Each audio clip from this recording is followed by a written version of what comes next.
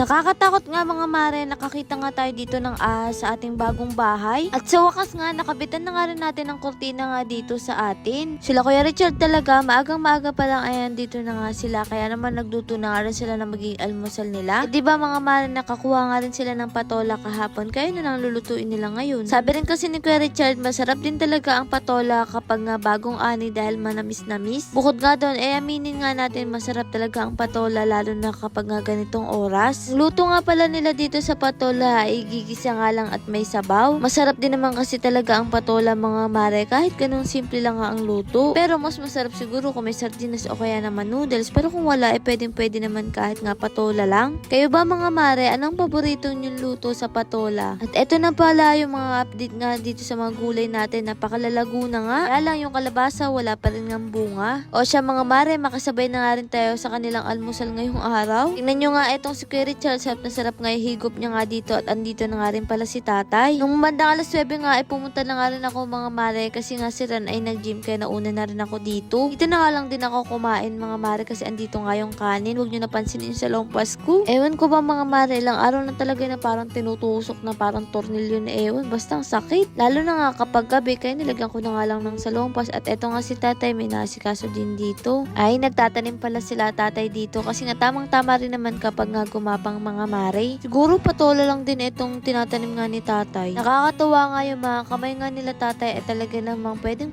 magtanim kasi naman tingnan nyo naman nga mga mare mga tinanim nila dito ang daming bunga. Sabi kasi nila may mga tao daw talaga na mainit nga yung kamay pagdating sa pagtatanim. Yung tipong kapag nga sila ang nagtanim parang hindi nga nabubuhay o mabuhay man hindi maganda yung pagkakatanim. Naniniwala ba kayo doon mga mare? O siya, eto't nag-aasikaso na nga rin sila dito ng halo. Ngayon nga ay uminit-init nga rin kahit papaano. Pagsapit nga ng alas 12 talaga naman nga mga maring nawawala na nga rin yung araw. Nag-restock na nga rin ako dito ng barley nga natin kasi nga naubusan na nga rin dito. Muntik pa nga kami mag-away ni Kulot, paano ba naman gustong-gusto niya itong dark choco, sabi niya tirahan ko nga daw siya. Kasi nga mga mare ko, hindi ka talaga mahilig sa barley na juice. Kung gusto mo mag-barley pero walang lasang barley mga mare, tamang-tama sa inyo tong dark choco natin at saka yung kape. Ito kasing isa natin ay may pineapple extract pero kung gusto mo ng pure organic ay meron din naman. Kung nahihirapan ka nga dumumi, matulog, at na-stress ka, pwede sa inyo to kasi nga maganda to sa pakiramdam. Hindi nga ako nakainom kanina kaya naman sabi ko iinom nga din ako. Pero mas masarap nga to mga mare kapag sobrang lamig nga ng tubig. Talagang aakalain mo lang umiinom ka nga lang ng may pineapple. Sa wakas nga nagkaroon na nga rin ako ng oras para asikasuhin nga yung kurtina nga natin dito. Di pa nga ako nakakabili nga ng nilagyan ng kurtina kaya sabi ko ito munang alambre. Sa totoo lang ito lang hindi naman talaga ang ginagamit namin noon. Ang ganda nga rin ng kurtina na to, tamang-tama nga dito sa kubo natin para magkaroon nga din ng green. Bukod kasi doon talaga napakamura lang nito, buy 4 take 4 nga ang bili ko dito. Nasa 200 plus nga lang to, 8 na kaya saktong-sakto nga dito sa kubo nga natin. Iba pa rin kasi talaga ang ganda ng isang kubo kapag nga may kurtina, lalo na kapag ganito nga ang itsura. Kwento ko nga rin kay Eric na dati ay talagang kurtina yung kasangga namin kapag nga may bisita, yung tipong tatakpan mo yung mga kalat, ganun. Yung alam mo may bisita ka lang sisipaglabasan yung mga kurtina mong bago. Pakalaking bagay din kasi ng kurtina mga mare. Lalo na nga sa atin dito, kubo man yung bahay pero mga mare kapag nga nagkaroon ng kurtina ay maganda nga sa mata. Pinakuha ko na nga rin dito si Eric ng okra, talong dahil magluluto naman nga sila Kuya Mark ng sinigang nga na bangus. O diba mas nagkaroon nga ng buhay yung kubo nga natin dahil sa kurtinang nilagay natin. Kumuha na nga rin ng sili para sa ganun mas masarap yung sinigang. Isa nga to mga mare sa maganda nga sa atin dahil meron na tayong kangkong hindi na natin kailangan bumili pa. Talaga naman napakalalago nga ng kangkong nga natin. Si Ran nga pala ay nagpatira nga ng langka na hindi lulutuin at eto nga't kinakain niya na ngayon. Ako naman habang nag-aasikaso si Eric dyan, naglilinis nga rin ako dito ng mga bagay-bagay. Matatawa ka talaga kay Chucho, paano ba nang pinaliguan nga ni Ran kanina tapos tinatawag niya ngayon ay ayaw, akala paliliguan ulit siya. Isa nga to sa kinatatakutan ko mga mare yung ahas at eto nga't buti na lang hindi natuklaw nga itong si Ran. Tapos kanina yung mga bata naglalaro nga dito, buti na lang hindi sila napunta nga dito at natutulog nga lang yung ahas. Ano kasi nung magpipintura na nga si Ran, nakita nga niya at nanlalaban nga siya mga mare. Tuloy ako natakot nga tumira nga dito kasi nga wala pa ang kisame kaya sabi ko pag-iipunan muna namin ang kisame bago kami lumipat. Lalo na ngayong tag-ulan mga mare, usong-usong nga yung ahas tapos andito pa nga tayo sa bukid kaya hindi rin talaga maiiwasan yun. Pero nagpapasalamat na lang kami sa Diyos na hindi nga naapakan ng mga bata o ni Ran. Buti nga napansin niya nga din mga mare agad. Kaya minsan nakakatakot nga rin kapag nga tag-ulan dahil nga nagsisipaglabasan nga sila. Kaya naman nga mga mare, todo ingat ingat nga rin kami dito, mahirap na. At eto nga yung linuluto nga nila Kuya Mark. Habang abala nga sila dyan, abala nga rin ako dito kapipintura nga ng mga kalawang nga ng pingganan nga natin. Hihinayang din kasi ako kung itatapon nga dahil pwede pa naman basta nga pipinturahan mo yung may kalawang. Kaya naman ayan, chinatsaga-tsaga ko nga din mga mare, pinturahan ka at medyo may hirap ka kasi kasaluk-sulukan. Uy, tingnan nyo naman nga yung dalawa mga mare, tamang tulong nga lang sila dyan oh. Napaka-presyo naman talaga ng kangkong nga natin. Hindi ko nga rin inaakala na yung kangkong pala ay meron palang buto. Kasi wala namang bunga yan, paano nga nagkabuto mga mare, pero nabili nga lang nila sa online nga yung kangkong na yan. Literal na malilit na buto nga lang yan, pero tingnan nyo naman ngayon napapakinabangan na nga at eto nga ulam nga natin, kaya naman samahan nyo na rin kaming kumain. Ba mga mare, ano ang pinaka-paborito nyong parte nga ng bangus? Ako nga nung mga bata kami, gustong gusto ko nga yung banda nga sa tiyan, kaya nga lang ngayon na malaki na ako o matanda na ako ay ayoko na nga nun kasi parang nagmamantika. Bilis na nga ako masuya dun mga mare, kaya mas gusto ko na nga yung laman ngayon. Ran nga mas gusto nga niya mga mare bandang ulo nga kasi nga mas malaki. Habang kumakain nga kami, napakalakas nga ng hangin. Sabi ko nga sa inyo, bandang ganitong oras ay talagang nawawala ang araw. Tapos mabibigla ka na lang, biglang bubuhos ang napakalakas na ulan. Tingnan nyo mga mare, sabi ko naman sa inyo, kapag kumakain kami, hindi rin talaga mawawala ang kwentuhan at tawanan. Katapos nga kumain at eto't inasikaso na nga rin ni Kuya Richard yung mga ginagawa niya nga dito at si tatay nga nandito nga rin. Bale kasi nagbubuhos na nga rin sila ng mga poste.